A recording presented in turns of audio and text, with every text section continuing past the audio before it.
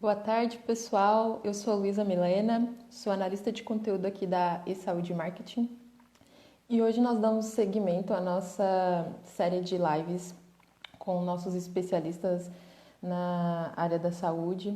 Hoje a gente convida o Dr. Ricardo Nascimento, ele é especialista em reprodução humana e está trabalhando na Fecundare. Vou convidar aqui agora o Dr. Ricardo para a gente iniciar.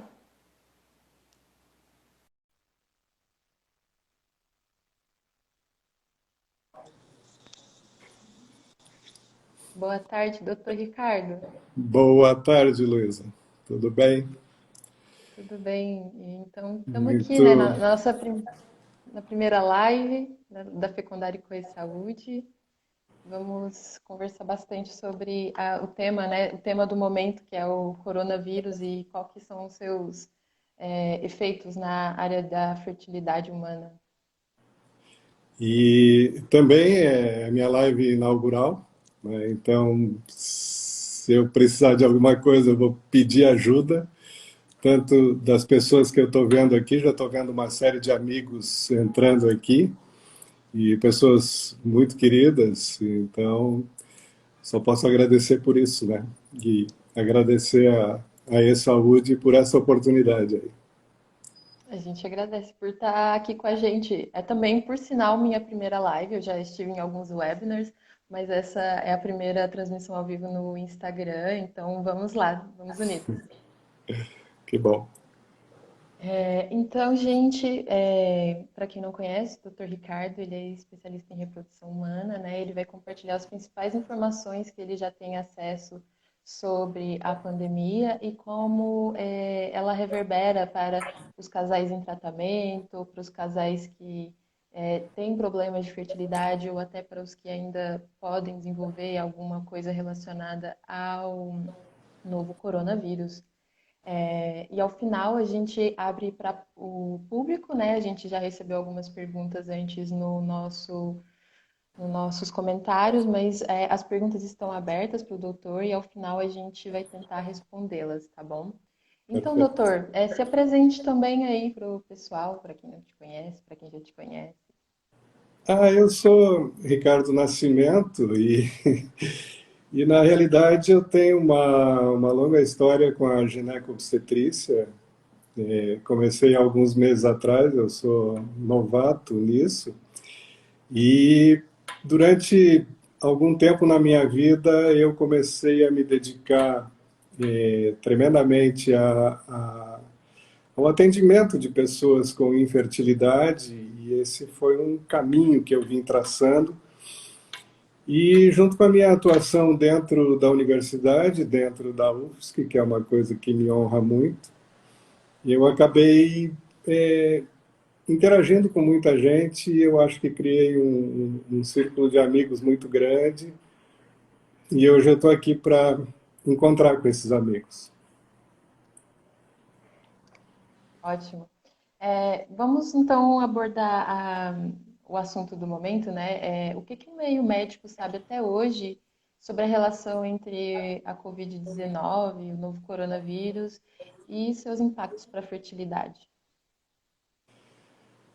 Eu, nesses últimos dias, tenho acompanhado tremendamente essa questão do Covid-19 e tenho me surpreendido porque, além da transformação mundial que essa partícula fez, porque na realidade não é um ser vivo, né? É uma partícula que encosta no receptor e que entra para dentro da célula e ali faz a sua atuação e a sua transformação. E não só uma transformação no organismo, no sentido de danificá-lo, mas fez uma transformação mundial, inclusive no nosso pensamento, no sentido de nós podermos aqui agora estarmos conversando com 41 pessoas, né, o que era uma coisa que até pouco tempo a gente não pensaria em fazê-lo. Então acho que o mundo sai transformado disso. O que representa hoje o coronavírus para a fertilidade ainda é uma coisa desconhecida. Neste fim de semana eu procurei acompanhar o máximo dos telejornais e eu acho que a coisa mais interessante nisso é que é uma doença nova. E essa doença nova ela tem sido escrita no seu dia a dia. Nós estamos aprendendo diariamente alguma coisa. Eu estou impressionado com o número de publicações científicas, com o número de comentários, com a multiplicidade de dúvidas que todos nós temos. E na fertilidade não é diferente. Nós temos ainda muitas dúvidas, algumas certezas e muitas dúvidas. Certo. Então, ainda é uma coisa que está sendo, muitas pesquisas ainda estão sendo lidas, né? Não é uma coisa Sim, ainda, a gente existem ouve do, pode falar. grandes sociedades, como a Sociedade Norte-Americana de Fertilidade, como a Sociedade Europeia, como as duas sociedades brasileiras de reprodução assistida e de reprodução humana. A própria Federação Brasileira de Ginecologia tem colocado muitas coisas e o Ministério da Saúde entrando com uma força muito grande, norteadora de todas as condutas que a gente deve ter. E o impacto na fertilidade foi justamente essa dúvida, né? Como esse vírus, essa partícula, vai influenciar a fertilidade das pessoas? Em que sentido vai ser inócuo e talvez não tenha nada, o que não parece ser? E quais os danos que vai provocar que a gente ainda não sabe?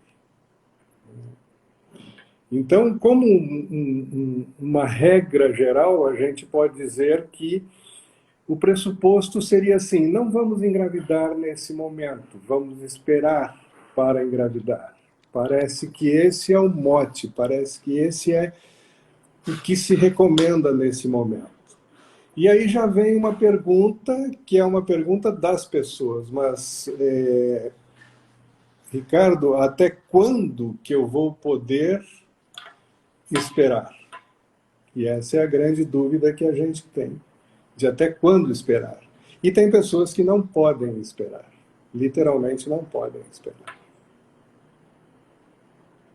Tem alguma relação específica com outras doenças, outras patologias?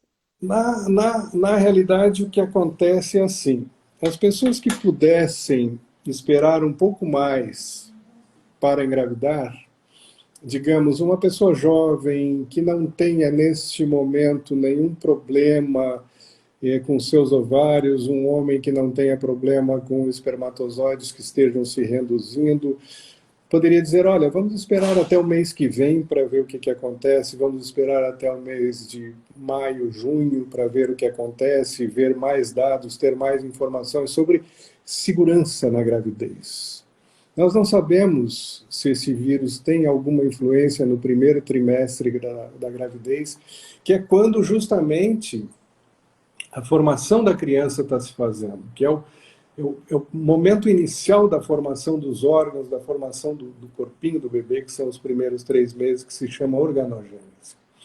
Durante o evoluir da gravidez também se tem aprendido diariamente. Não existe uma tendência maior da mulher grávida dela contrair o coronavírus mais do que outras pessoas. Os cuidados são iguais. Mas no final da gravidez, parece que existem algumas complicações maiores, no sentido de que, se essa mulher tem a doença, ela está internada, ela está numa UTI, esse bebê pode sofrer, seja com diminuição de oxigênio por causa da dificuldade da respiração, pode ter um parto prematuro, pode ter uma ruptura de membranas. Então, para quem pode esperar, seria de se esperar e ter mais dados, mais segurança e ter uma gravidez mais tranquila. E aquelas que já estão grávidas, a gravidez segue o seu normal. As consultas de pré-natal seguem, elas podem ser mais espaçadas ou não, isso deve ser conversado com o obstetra, mas nada muda nos cuidados. Então, o uso de máscaras, a higiene das mãos, os cuidados com os fomites, que são as coisas que a gente pega e que a gente carrega e que pode conter o coronavírus. E as mulheres que não podem esperar, né? Eu tenho aqui, eu deixei até aberta aqui a instrução normativa da Anvisa, e que fala, né, que ela ratifica o posicionamento das sociedades científicas, e nesse momento eu queria chamar a atenção, cuidado, gente, com fake news, com notícias que não sejam de cunho plenamente científico. Então, ratificando o posicionamento das sociedades científicas, Sociedade Brasileira de Reprodução Humana, Sociedade Brasileira de Reprodução Assistida, orienta o adiamento de qualquer tratamento ou tentativa de gravidez, e principalmente aqui falando da nossa área, né, da fertilidade, os tratamentos de reprodução humana assistida, até que a situação no país relativa à pandemia do coronavírus esteja controlada. Mas, olha a ressalva aqui interessante, gente. Excetuam-se aqui os casos oncológicos, e eu vou explicar um pouquinho melhor daqui a pouco, e outros em que o adiamento possa causar mais danos aos pacientes. Todos nós, sem exceção, já estamos, de uma forma ou de outra, no nosso estresse, danificados. O dia a dia tem sido muito pesado para todo mundo, né? O afastamento social, a impossibilidade de frequentar as ruas, veja a ânsia com que as pessoas, é só liberar um pouquinho e já está todo mundo saindo, porque fica muito difícil. A gente se colocando no lugar dos casais que estão ansiosos por engravidar, que estão precisando, porque o tempo passa, é muito difícil. A questão oncológica, né? Tem pessoas que estão na vigência de um câncer, descobriram o seu câncer nesse momento, são pessoas jovens e precisam daqui a pouco engravidar. Se a gente retardar isso, a gente vai causar um dano irreversível, porque no momento em que a quimioterapia começa, nós sabemos que óvulos e espermatozoides se perdem já na primeira ou na segunda dose de quimioterapia, ou mesmo radioterapia, para quem vai fazer. Então seria importante conservar esses gametas. Então é sobre esse grupo de pessoas que justamente essa instrução normativa da Anvisa fala. Essas pessoas podem continuar o seu tratamento de fertilidade. E quais seriam as outras pessoas que estão fragilizadas nesse momento?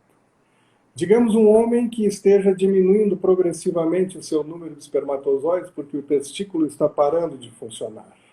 Ele precisa colher esses espermatozoides e conservá-los.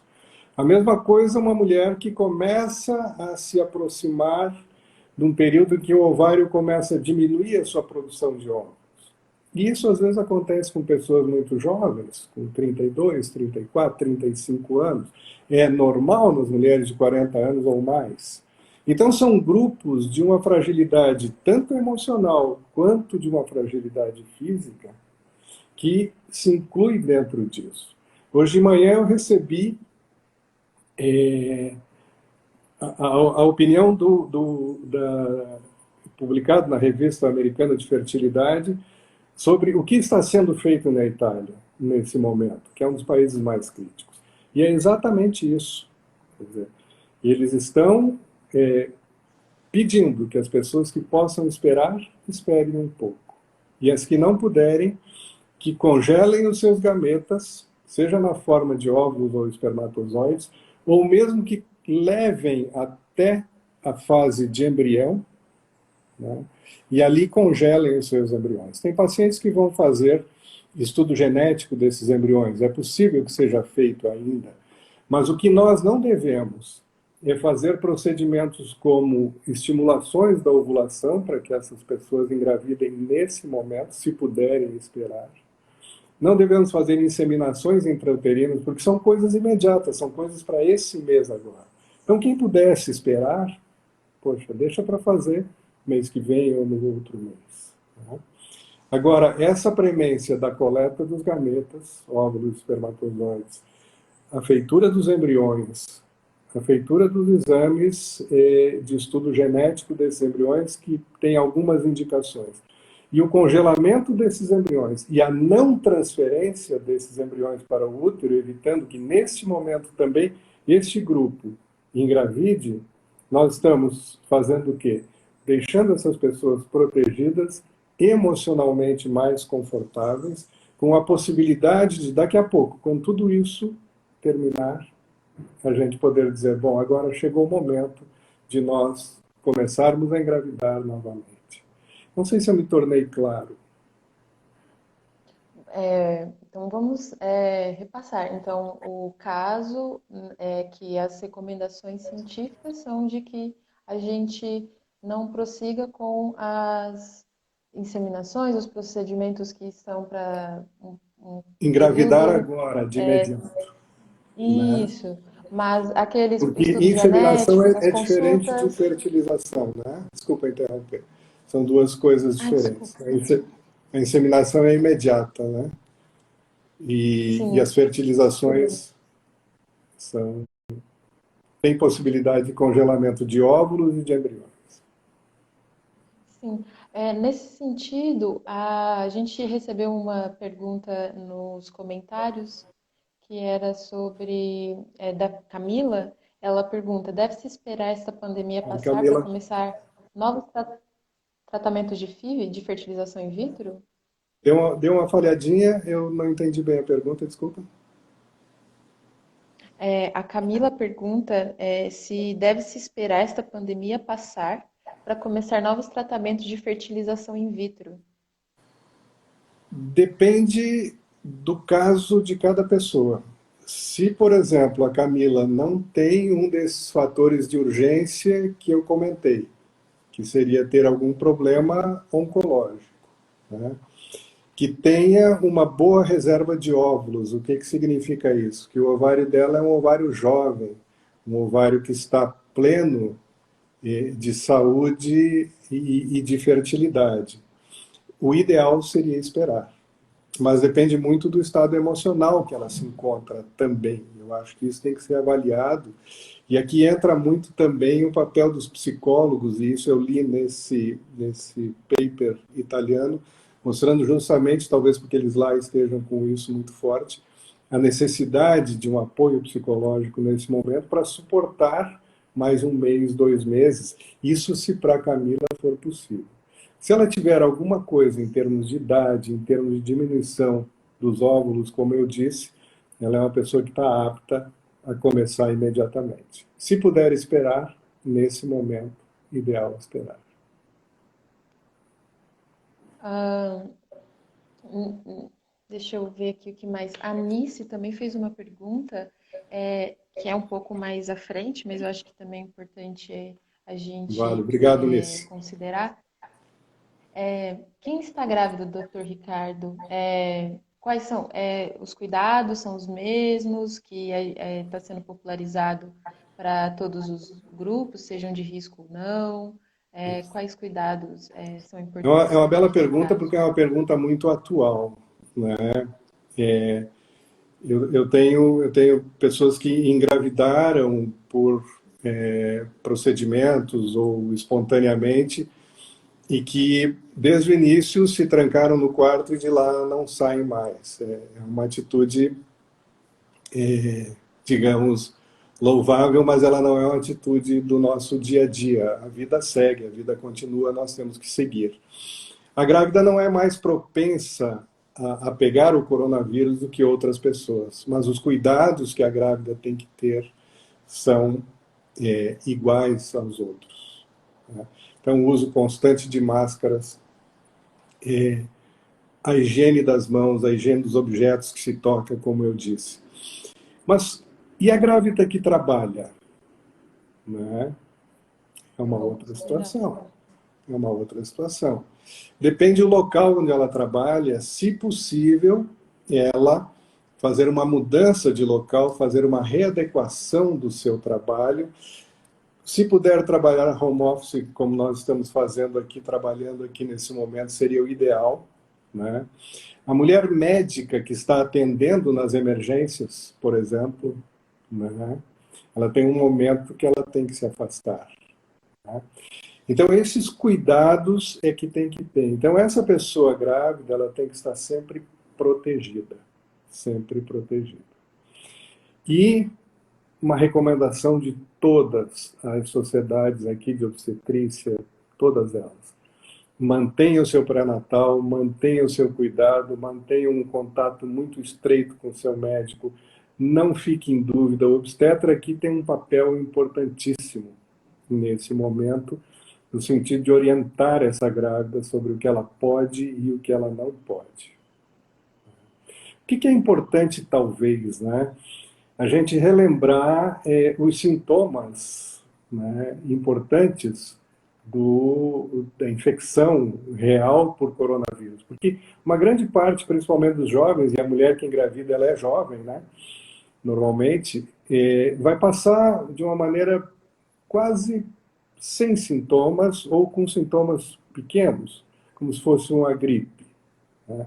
Agora, se a tosse começa a se tornar persistente e constante, se tem febre, né?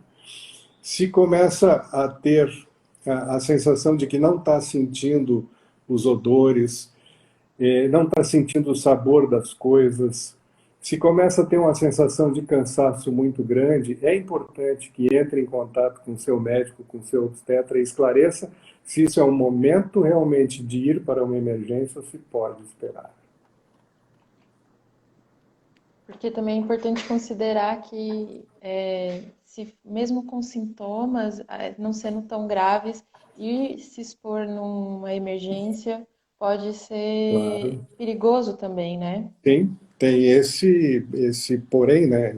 Ali é um local que a gente vai quando há necessidade e quando os sintomas indicam que vale a pena ir, né? Eu acho que esse é um cuidado importante também que tem que ter. E nesse caso, então, as grávidas podem contar com seus obstetras nesse sentido, para também não ficar tão nervosas, né? Porque realmente nós estamos em uma situação tão nova que surgiu um sintoma diferente. É comum a gente achar que pode ser alguma coisa relacionada, e pode até estar, né? Mas não necessariamente pode ser grave, não é algo para ser necessário ir ao Claro. hospital, por exemplo. Ir quando realmente é necessário, né? Tem duas Uhum, perguntas que eu vi aqui na tela, uma em relação ao feto, né? uhum, Até agora, não se tem visto a passagem do coronavírus através da placenta, não se tem observado isso, né? Todos os recém-nascidos, eles têm nascido sem a presença do coronavírus nos testes que têm sido feitos. Existe um relato agora chinês de 3 recém-nascidos que nasceram com o coronavírus, mas se pensa que tenha sido no momento do parto, porque a gente tem que lembrar que o coronavírus ele é transmitido pela respiração, pela fala, pela tosse, pelo espirro, principalmente, mas ele também é transmitido pelas fezes. Então, no momento do parto, isso é super importante porque ali pode haver uma contaminação do recém-nascido. Esses 3 recém-nascidos, e isso representou 9% de 33 recém-nascidos que foram estudados em Wuhan, na realidade eles evoluíram muito bem. No segundo dia e no quarto dia, eles ainda tinham Covid positivo nos swabs orais e anais, e depois, no sexto, sétimo dia, já não tinham mais. Então, por isso se pensa que tenha sido muito mais uma contaminação do que uma passagem. Não existe ainda um relato de uma passagem através da placenta. Por isso se pensa que ele, diferente do Zika vírus, ele não seja um vírus que é teratogênico, que vai trazer defeitos nessas crianças, e nem um vírus que vai acometê-las depois. A outra pergunta era a hidroxicloroquina, ela pode ser usada durante toda a gravidez, né? Não há problema se essa mulher precisar usar, mas a gente lembra que esse é um tratamento que ainda não está estabelecido como um tratamento preventivo. Ele é tratamento, ele não é um profilático, ele não é uma proteção ainda neste momento. Então, isso tem que ser muito discutido com o obstetra para que se saiba, é momento de começar ou não é momento de começar. E as perguntas estão chegando, né? Vamos lá. Acho que o Dr. Jean pergunta aqui qual o valor anti-maleriano, Milleriano, que Valor de considera para antimileriano. ir. Isso. Você poderia Só, explicar respondendo e também explicar o que seria esse hormônio para gente? claro. Tem uma pergunta aqui se a endometriose é um fator de risco para coronavírus. Eu não tenho nenhuma publicação científica que me diga isso nesse momento. Não tenho essa informação. As coisas estão chegando assim minuto a minuto. Se tem alguma coisa desse último minuto, eu estou aqui e não vi. Mas na realidade não existe nada do que eu li até o momento.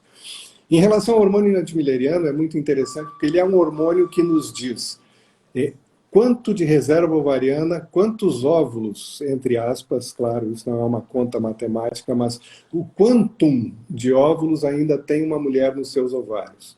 Se esse hormônio antimileriano estiver abaixo de 1, esse é um ponto de corte. Para alguns autores 0,9, para outros 1,1, mas 1 é uma medida padrão. Se estiver abaixo de 1, significa que a contagem de óvulos que essa mulher tem no seu ovário é baixa.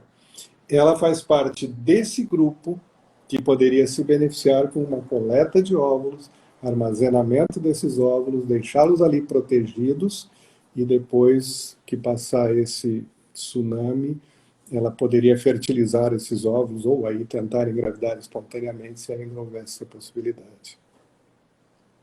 E a melhor maneira de saber como está o nível desse hormônio é fazendo uma consulta a um especialista em reprodução assistida? Claro, ou ao seu ginecologista. Os ginecologistas têm muitas informações sobre isso, né? O mais importante é a regularidade do ciclo menstrual, mas nem sempre ele reflete essa normalidade. Em relação à trombofilia, ainda em não gestante, né? Ainda não tem nenhum dado sobre isso, né?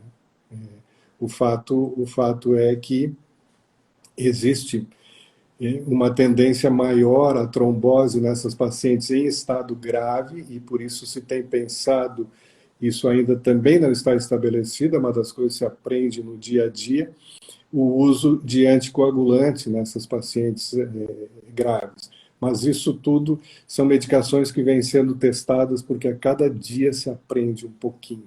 Então não existe nada ainda de profilático. Nesse momento, a grávida de alto risco, ela é considerada, a gravidez de alto risco, que é uma gravidez que tem outros comemorativos, é considerado um fator de risco para coronavírus, porque ela vai ter mais risco per si. E, de uma maneira geral, toda a gestante ela merece ser considerada de risco por esses cuidados que tem e por esses eventos mais ao final da gravidez, no terceiro trimestre, que tem aparecido, como eu tinha dito, com prematuridade, principalmente, como ruptura da bolsa das águas, né? E asfixia do neném, porque a mãe está asfixiada e ele acaba se asfixiando também. Certo. Nesse momento, a gente já respondeu todas as perguntas que estavam por aí. Agora, o Sim. Cláudio Albuquerque mencionava Que que Albuquerque está comentando que em São Paulo já estão fazendo anticoagulante porque parece haver uma forma de coagulação intravascular disseminada.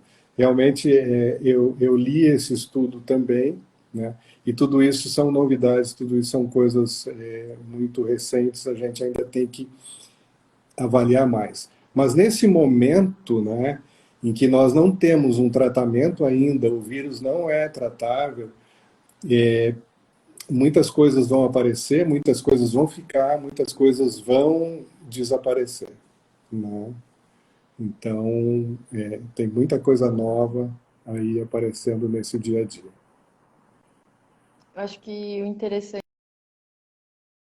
pandemia, que além de estar afetando a todos em diferentes níveis, a gente consegue ver a produção científica, médica e técnica sendo feita realmente assim a 24 horas, 24 por 7, né, como chamam, porque de fato cada semana sai uma nova modo de tratar ou alguma nova percepção. Realmente é tudo Claro. muito novo e E, acho e, que e é uma o que conquista da ciência, né, que a gente possa estar fazendo assim tão próximo do que está acontecendo já. o que é incrível é, eu acho que nunca em tal velocidade. Eu acho que houve uma aceleração da ciência, né? Eu acho que a medicina aqui ela realmente abriu as portas, né? A ciência, de uma maneira geral, não só a medicina, de uma maneira geral, né? A Ivana, grande amiga nossa, grande profissional, pergunta se valeria a pena fertilizar ou não, né? Se há uma premência de que sejam deixados prontos os embriões, nós podemos fertilizar esses óvulos com os espermatozoides do marido e deixar os embriões congelados, né? Não há um impedimento da fertilização. Se há uma preferência pelo congelamento de óvulos e para ali, né, também pode ser feito. Não há um limite de dizer assim, não, só óvulos, só espermatozoides e não embriões. Podemos chegar até embriões. O que a gente não deve, existem situações em que a gente até talvez deva, mas não entra aqui no escopo desse comentário. Mas se a gente puder deixá-los congelados e engravidar mais tarde, seria o ideal. Claro que tem mulheres que não vão poder esperar, e nessas até se justifica. Mas lembrando que ainda não conhecemos totalmente esse vírus na gravidez. Veja a quantidade de, de, de coisas que estão aparecendo, de tentativas de tratamento. A todo dia aparece a levamisole, a ivermectina, são os anticoagulantes, a azitromicina, a clorexidina. Agora, fazendo estudos com o sangue desses pacientes que já tiveram o Covid, que se recuperaram, que talvez ali tenha anticorpos, não se sabe. Uma bela pesquisa que está sendo feita no Brasil, inclusive.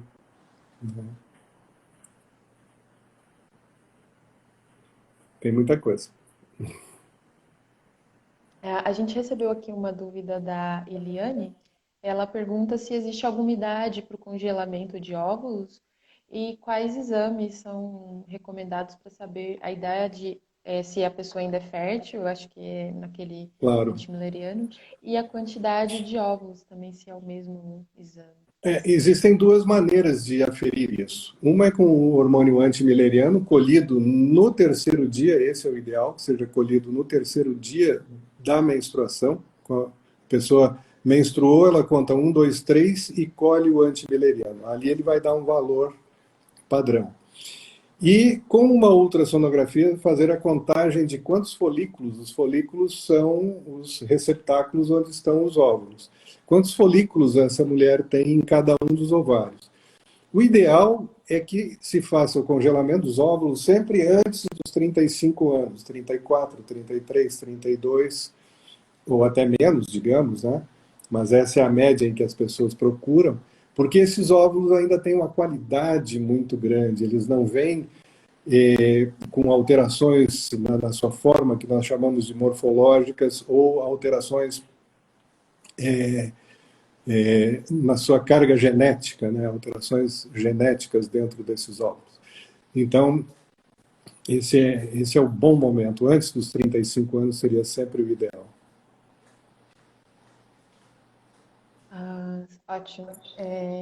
Então, e agora o Dr. Cláudio Albuquerque, ele pergunta se a pré-eclâmpsia ou eclâmpsia tem incidência alterada relacionada à infecção pelo coronavírus.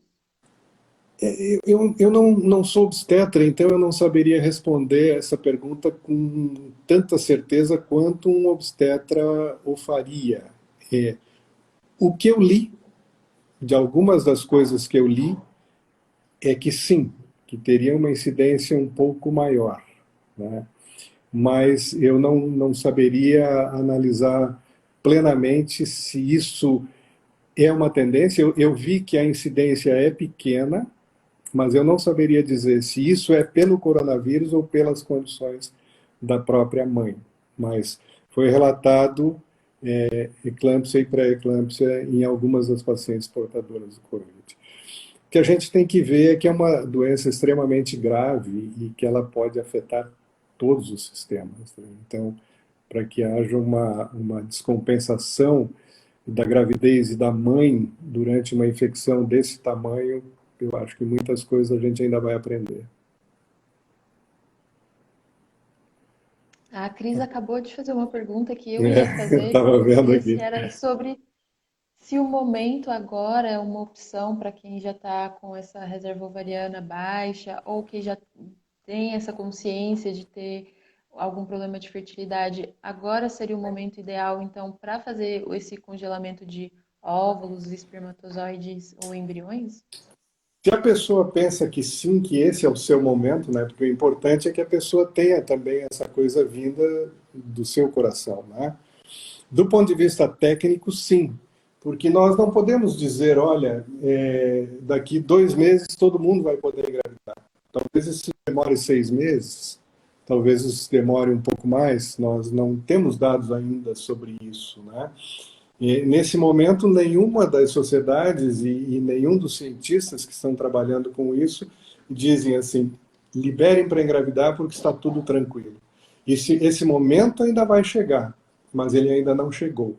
Então, se há uma reserva baixa, se há uma premência de se preservar esses óvulos, esses gametas ou espermatozoides que sejam, eu acho que é o momento.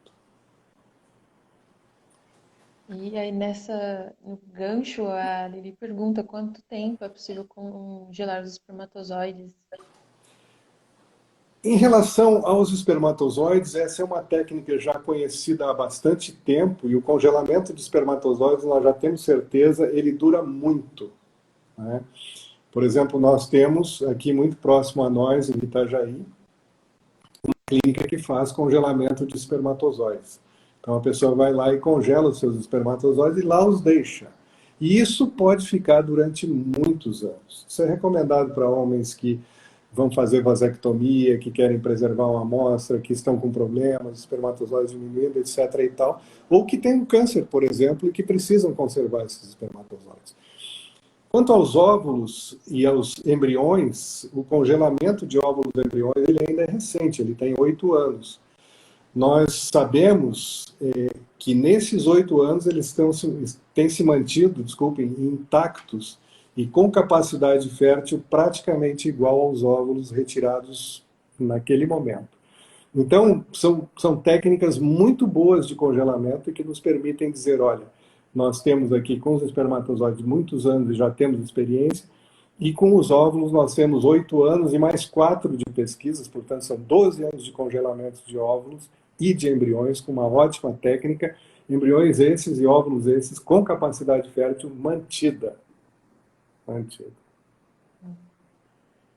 A gente assistiu Obrigado, aqui Cris, mais pelo a dúvida da comentário. Eliane em relação a quem toma o anticoncepcional, como é que fica para fazer o exame antimalariano. Tem que parar pelo menos durante 2 ciclos, é o ideal. Então, nesse momento em que a gente preconiza não engravidar, parar o anticoncepcional teria que ser uma coisa feita com bastante cuidado e com um outro método não hormonal, então, de anticoncepção. Teria que ser ou uma camisinha, ou a colocação de um DIU, que não fosse o Mirena, porque o Mirena também vai interferir com isso, porque ele é um método hormonal. Então teria que ser um método que fosse inócuo para o organismo e que não tivesse nenhuma, nenhuma interferência no ovário em si. Tinha uma pergunta sobre imunidade, eu acho que veio ali. Tem coisas Sim, que eu sim.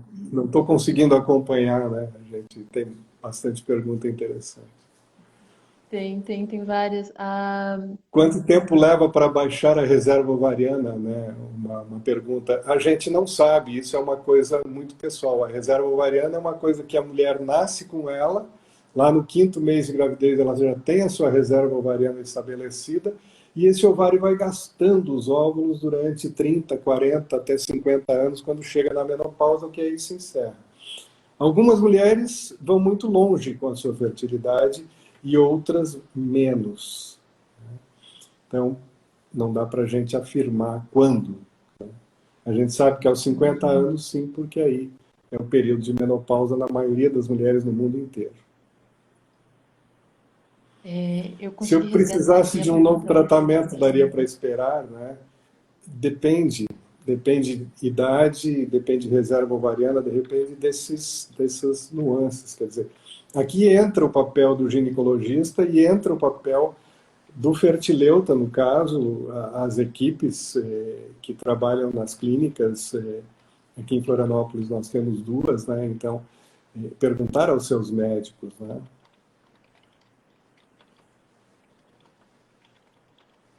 Mas de uma maneira geral, quem pode esperar passar a pandemia, o ideal seria que é mais prudente. A pergunta da imunidade que voltou, obrigado, se a imunidade da gestante, se ela é mais baixa, por dividir com o bebê. Existem várias teorias em relação a isso. Parece que a gestante tem realmente uma modificação da sua imunidade, mas ela não é mais propensa a pegar o vírus de uma maneira geral. Ela é encarada como uma pessoa como todos nós. O que ela tem é que quando ela contrai esse vírus, e principalmente se ela adoece por esse vírus, e se essa doença é grave e ela é no final da gravidez, ela será muito mais grave por todas essas condições. O útero, ele ocupa um espaço dentro do abdômen, o pulmão já fica reduzido, é uma doença que afeta o pulmão, vai diminuir a oxigenação dessa mãe e, por consequência, vai diminuir a oxigenação desse feto. Então, tem uma série de coisas que envolvem a saúde do feto e a saúde da mãe durante a gravidez. A outra pergunta que também tinha um pouco a ver com a imunidade, eu vou lê-la aqui e vamos tentar Pois não. ver se o senhor consegue. É da Cláudia. Ela pergunta se pedra nos rins atrapalha Lá, o processo Cláudia. de fertilização. E a endometriose é potencializada nas inflamações de rins ou canais? A inflamação nos ovários é revertida com um tratamento para aumento de fertilidade? Eu acho que ela queria falar fertilidade, não aumento da imunidade, mas eu não tenho certeza. Aumento, é. E acho que foi isso. E agora a gente conseguiu responder todas. Então, essa da Cláudia, sobre como as pedras nos rins e a endometriose estão relacionadas com essa inflamação e processo de fertilização. Eu não entendi a primeira frase, desculpe, deu uma falhadinha. Como afeta? Ele, a fertilidade, né? Ela pergunta: pedra nos rins atrapalha o processo de fertilização? Essa foi a primeira pergunta dela. Não, em hipótese nenhuma. O que a gente não pode é fazer uma fertilização na vigência de uma inflamação do rim, por exemplo, né? Se essa pedra está ocasionando inflamação. Mas a simples presença do cálculo, não, do cálculo renal, né? Interessante. E ela pergunta também, né, em seguida, e a endometriose, ela é potencializada nas inflamações de rins ou canais, ou também não? Não. O que nós temos que tomar cuidado é porque a endometriose pode sim afetar não propriamente o rim, mas os canais que descem do rim para a bexiga e fazê-los mais estreitos ou mesmo fechá-los. Então, esse é um cuidado que tem que ter. A endometriose avançada pode levar a um comprometimento de rim por fechar os canais. Dificilmente a endometriose atinge o rim. Certo. A Andrea pergunta se mães com Covid podem amamentar. Belíssima pergunta. Sim, sim. Qual o cuidado que tem que ter? Né? Como é que é a principal forma de transmissão do Covid? Através da fala, da tosse, do espirro, do respirar. E quando a mãe vai amamentar, o que ela faz? Ela traz o bebê aqui ao seio e conversa com o bebê. Então, se essa mãe é portadora, e hoje nós não sabemos mais quem é portador, se é portador sintomático ou assintomático, se está no estágio inicial da doença ou não. Então, todos os cuidados, todos, de higiene das mãos, higiene das mamas, porque o vírus fica nos objetos, fica na nossa pele, fica na nossa roupa. Todo esse cuidado tem que ter. Então, essa mama tem que ser higienizada com água e sabonete, enfim, o que se usa normalmente em casa, antes do amamentar.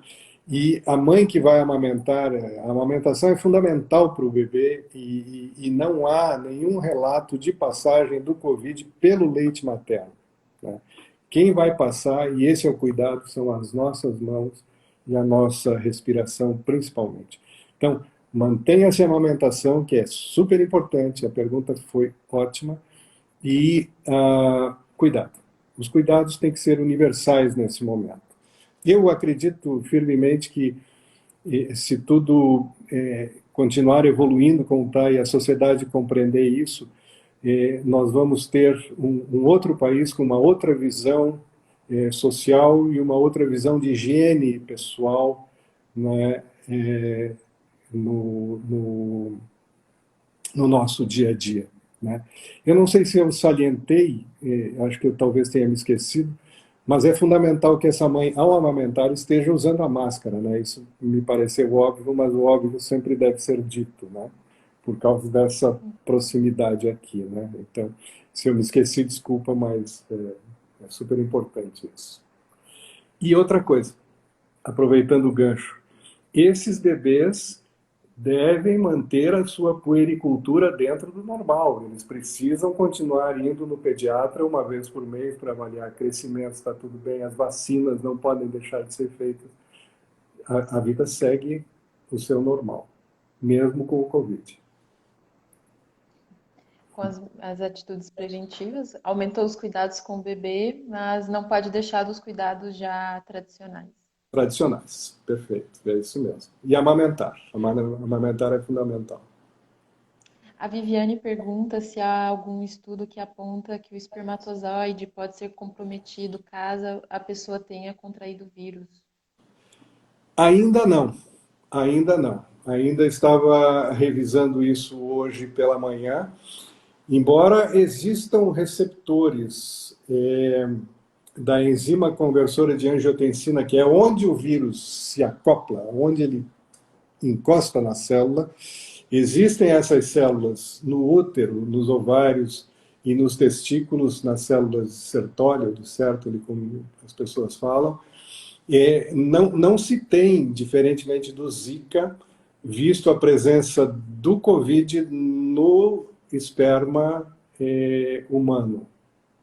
Então ainda não se tem esse dado, mas são poucos estudos ainda estudos ainda de Wuhan, de homens, se eu não me engano foram 7 homens investigados. Veja que os números são muito pequenos, nós estamos aprendendo com isso, né? E talvez amanhã ou depois, ou hoje de tarde, a gente tenha já alguma resposta, mas ainda não sabemos. Certo. A minha xará, a Luísa, pergunta se tem alguma ideia de quando será mais viável fazer as cirurgias de endometriose. Depende da premência, da necessidade, dos sintomas, se existem obstruções, se existe risco de obstrução, por exemplo, daquilo que nós estamos falando, dos canais que descem do rim, se existe o risco de uma obstrução intestinal, que torne essa cirurgia não uma emergência, mas talvez uma urgência. Né? Esse talvez seja o momento. Eu acredito que nós vamos ter uma live sobre isso também, eu quero crer. Mas se puder protelar a cirurgia, porque nesse momento as cirurgias chamadas eletivas, e veja que eu estou colocando aqui, eu não sei qual é a urgência que ela tem, né? Isso é uma coisa muito pessoal, muito individual, a questão da urgência. mas se puder protelar, porque os hospitais ainda não estão preparados para receber os doentes de Covid, quer dizer, na realidade, eu acho que a maioria já está nesse momento, pelo menos no nosso estado, mas a gente não sabe como essa pandemia vai reagir daqui a pouco, nos próximos dias, que se tem esse mês de abril como um mês, talvez o mais crítico de todos, não sabemos, oxalá não aconteça nada disso, mas nesse momento nós estamos evitando de operar pessoas que possam aguardar um pouquinho mais, como a gravidez. E, e você poderia explicar para o nosso público qual é a diferença entre urgência e emergência? Porque às vezes pode surgir essa dúvida. Fica, fica a dúvida, né? A urgência é quando nós temos que fazer algo nos próximos momentos, nos próximos dias, nas próximas semanas, né, que não vá comprometer de forma imediata a vida da pessoa. Se for uma coisa imediata, é considerado como uma emergência. Então, Certo? esse imediatismo, ou faz agora, ou a pessoa talvez não sobreviva.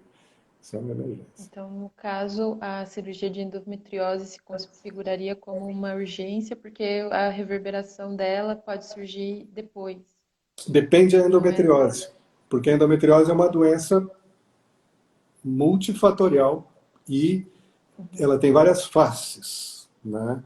Às vezes é uma pequena cólica menstrual e às vezes, como eu disse, é o risco de uma obstrução do intestino. São coisas completamente diferentes. Não que a cólica seja menos sofrida do que qualquer coisa. Cada um sente o seu sofrimento, né? Mas uma cólica poderia esperar, não constitui nem urgência nem emergência, né? Embora sofrida. Sim, Não, não estamos aqui diminuindo o sofrimento humano. É dolorido. sim. A Ivana, ela traz mais uma pergunta aqui, é bem interessante. Ela Uhum. pergunta se é prudente esperar a transferência do embrião congelado, mesmo se a paciente tem uma idade entre 41 e 42 anos. Isso é uma coisa bastante interessante porque o útero humano ele é um órgão que ele suporta muito bem a gravidez mesmo depois dos 40 anos.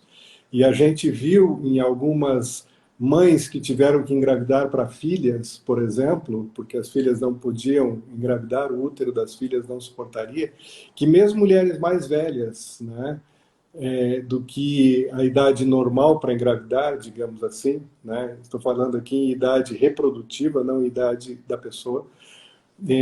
Mulheres de 50 anos, de 60 anos puderam engravidar com o seu útero. Isso também depende da qualidade desse útero, se ele não tem miomas, se ele não tem adenomiose, se ele não tem nenhum comprometimento que o impeça de engravidar. Mas é muito interessante. O útero, diferentemente do ovário, ele quase não tem prazo de validade, entre aspas, como tem a fertilidade humana, principalmente o ovário, que chega um momento que ele para de funcionar.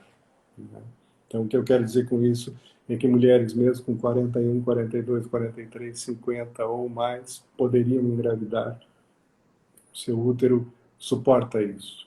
Ele é competente para isso.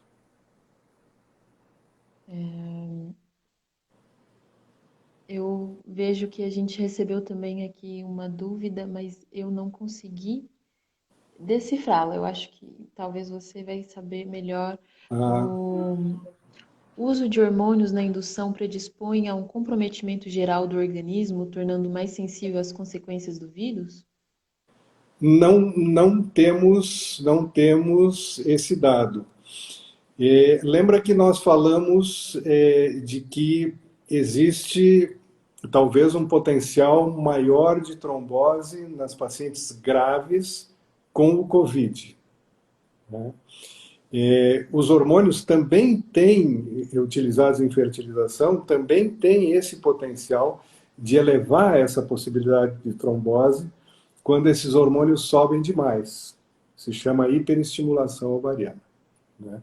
Mas isso não facilita a entrada do vírus ou qualquer outro tipo de acometimento maior dessas mulheres em relação ao vírus. Elas seguem normal. A única coisa é esse potencial de trombose, digamos que se a mulher viesse a ter um coronavírus, É uma pergunta sem resposta ainda, porque eu não acredito que isso tenha acontecido nesse momento, né? Pelo menos eu não tenho nenhum relato científico disso. Se tiver, me passa, que eu estou ávido por conhecimento, né? Mas nesse momento não temos essa resposta ainda. Mas tudo isso são conjecturas que se fazem pensando naquilo que é a fisiologia. A fisiologia é o funcionamento geral do organismo. Quer dizer, hoje em dia todo mundo pensa tudo, né? Os cientistas, e Sim, nós também. Repórteres e também. pessoas que estão aqui nessa sala aqui. Estamos em De todo 53 pessoas tamanho. nesse momento. Sim.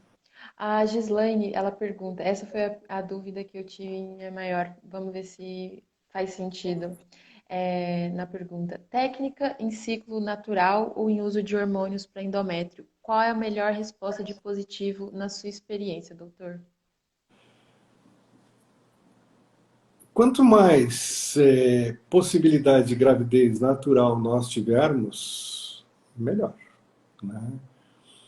A, a fertilização in vitro ela tem 40 anos, os tratamentos de fertilidade têm talvez centenas ou milhares de anos.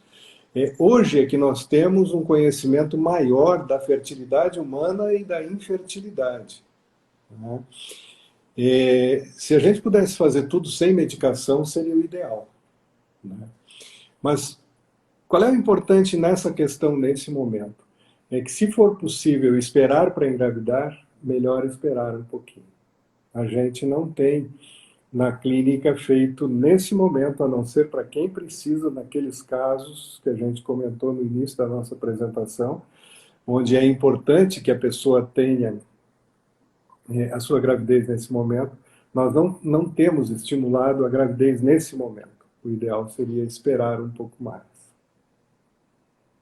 Bacana. Pessoal, tem mais alguma pergunta aqui para o Dr. Ricardo? Das nossas, eu acho que as pessoas trouxeram bastante o que a gente Ah, estava planejando conversar e foi, fomos até além, né? Bastante coisa. Ela quer fazer a transferência do embrião congelado, Gislaine. Tá. é, na realidade, transferência de embrião congelado normalmente se chama TED, que é transferência de embrião descongelado, que tem que descongelar o Ah, embrião, né? Para para transferi-lo, né? Transfere quentinho, warm, aquecido, né? 37 entendi. graus, um pouco mais que a temperatura do nosso corpo. Mas eu achei Certo. muito rico e eu espero ter respondido satisfatoriamente as perguntas das pessoas e a riqueza desse debate e as pessoas que estão me assistindo aqui. Muito obrigado, obrigado a todos e obrigado a ti, né, Luísa, Eu que por esse agradeço. momento Acho tão que para rico a nossa gente primeira poder. live foi muito bom, né? Eu gostei, foi a minha primeira, foi legal, foi inaugural. Pessoal, espero que a gente possa fazer uma nova live com mais dados, com mais informações, já que está tudo sendo produzido e a gente não para de estudar sobre o tema, né? Então, fica o convite, a Dá gente para pode responder mais fazer. uma que eu achei importante? Claro, vamos ver. É, Foi da tem mais um Gislaine. minuto, eu acho, né? Sim, Se sim. há a possibilidade de contaminação dos óvulos, né? Ou dos embriões, digamos, né? Num processo de fertilização in vitro, né? Não se tem visto isso de forma nenhuma e se pensa que isso não possa existir. Inclusive, conversei muito com a Fernanda, que é a nossa embriologista-chefe, e a Vanessa também é nossa embriologista, e a gente comentou sobre isso. Por quê? Porque toda essa coleta dos óvulos, ela é feita num ambiente totalmente estéril. Esse óvulo ele não tem nenhum contato com o meio externo, ele está sempre mergulhado em líquido, seja meio de cultura, ou seja, embaixo das gotas de vaselina dentro do meio de cultura, e isso dentro de um laboratório que é de uma pureza tanto do ar quanto dos meios de cultura, de tudo. Então, a possibilidade disso acontecer me parece zero e não se tem observado isso, porque esses óvulos são lavados e lavados e lavados antes da colocação dos espermatozoides. Os espermatozoides, da mesma forma, eles são lavados todos em meios de cultura, em meios adequados a que eles estejam absolutamente livres de tudo para que possam ser inseminados. Doutor, a gente precisa encerrar. Eu agradeço É uma demais a pena. sua presença. Vamos conversar novamente, tudo bem? Muito obrigada. Muito Tchau, obrigado também. pessoal.